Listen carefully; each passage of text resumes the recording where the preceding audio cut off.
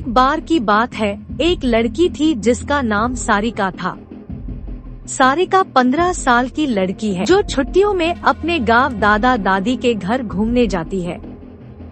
सारिका जब अपने दादी के घर पहुंचती है तो उसके दादा दादी अपनी पोती से मिलकर बहुत खुश होते हैं, पर ये बात किसी को नहीं पता थी कि जल्दी ही इनकी इस खुशी पर ग्रहण लगने वाला है।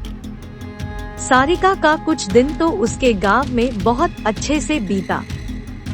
फिर एक दिन सारिका अपने सहेलियों के साथ गांव के बगीचे में खेल रही थी।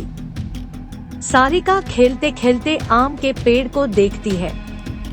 उसके बाद वो अपने सहेलियों से कहती है, चलो ना आम तोड़ते हैं। सारिका ढेले से आम को तोड़ने की कोशिश करती है और उसका ढेला आम पर लग भी जाता है, जिससे आम गिर जाता है। पर आम गिरते हुए थोड़ी दूर मिट्टी में दबे एक पोटली के पास चला जाता है। सारिका जब आम लेने वहां पहुंचती है तो उसे पोटली का थोड़ा हिस्सा उसे दिखाई देता है। वो सोचती है कि क्या है ये सोचकर वो पोटली बाहर निकल लेती है। उस पोटली को खोलकर देखती है तो उसे उसमें कंगन मिलते हैं।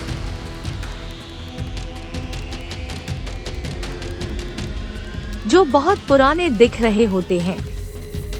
सारिका को तो पता भी नहीं था कि ये कंगन उसकी जिंदगी का सबसे भयानक हिस्सा बनने वाला है।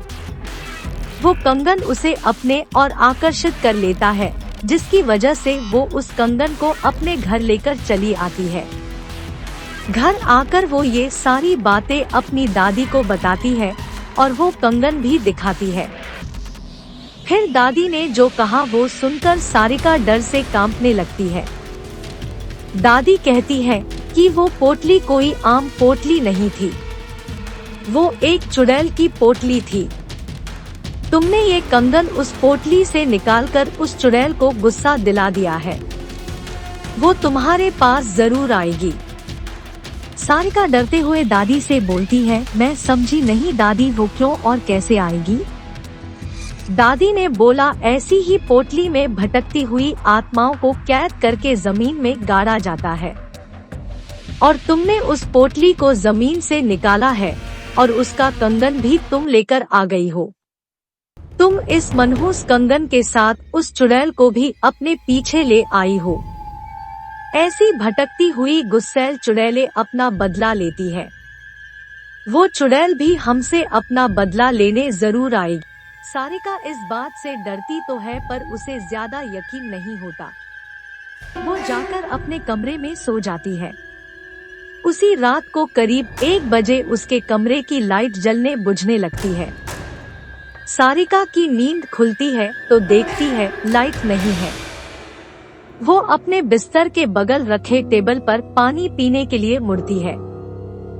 तभी वो देखती है कि टेबल के पीछे कोने में कोई औरत बैठी है, जिसकी आंखें एकदम लाल है और एक टक उसे ही देखी जा रही है। सारिका चिल्लाते हुए अपने दादी के पास जाती है, पर दादी के कमरे में दादी उसको नजर नहीं आती। बरामदे में जाती है तो दादी उसको जमीन पर गिरी मिलती है। सारिका अपने दादा को खोजने जाती है पर उसके दादा उसे कहीं नजर नहीं आते। जब वो पूरे घर में अंधेरे में खुद को अकेला पाती है तो डर के मारे बेहोश हो जाती है। सुबह उसकी नींद खुलती है तो उसे अपने दादा दादी दिखते हैं। वो अपने दादी को सारी कहानी बीते रात की बताती है। दादी बोलती है, हम दोनों अपने कमरे में ही थे। दादी सब समझ गई। उन्होंने बोला, ये सब उस चुड़ैल का किया है। वो कंगन उस पोटली में वापस रखना होगा, वरना वो यहाँ से नहीं जाएगी। सारिका बोलती है, चलो न दादी, अभी कंगन रख आते हैं। दादी बोलती है, नहीं, उस चुड़ैल से पीछा छुड़ाना है तो तुम्हें अकेले ही, वो भी रात में जाकर उस कंगन को वहां रखना होगा, क्योंकि वो तुम्हारे पीछे है। सारिका हिम्मत करके कहती है, ठीक है, मैं जाऊंगी। दादी ने बोला ये सब वो चुड़ैल इतनी आसानी से नहीं करनी देगी। इसलिए दादी ने उसे रात में जाने से पहले एक मंत्रों से युक्त ताबीज उसके हाथ पर बांध देती है। अब सारिका रात होने के बाद अकेले बगीचे की तरफ निकलती है। थोड़ी देर बाद उसे किसी के रोने की आवाज सुनाई देती है, पर दादी ने कहा था वो चुड़ैल तुम्हें अपनी तरह आकर्षित करेगी, तुम उसकी तरफ ध्यान मत देना, वरना वो तुझे अपने कब्जे में कर लेगी। एक बार उसने तुम्हें अपने कब्जे में कर लिए तो फिर कोई कुछ नहीं कर पाएगा, वो तुम्हें मार भी सकती है। सारिका इस बात का ध्यान रखते हुए ईयरफोन लगा लेती है और गाना सुनते हुए चलने लगती है। तभी कुछ दूर जाने पर उसका मोबाइल काम करना बंद कर देता है। फिर भी वो चलती रहती है और उस पोटली के पास पहुंच जाती है।